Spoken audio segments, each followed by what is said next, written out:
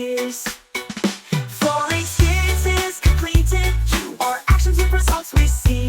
You, has she ever climbed a mountain? Question 4. Yes, she has, just like me. Final perfect's done that. Present perfect. Have or has plus the verb structure. Past participle at the end. Now the present perfect's clear.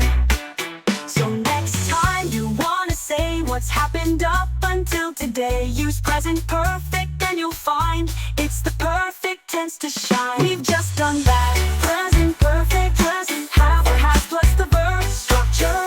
Past participle at the end. For the present perfect's clear. So next time you wanna say what's happened up until today, use present perfect and you'll find it's the perfect tense to shine. We've just done that.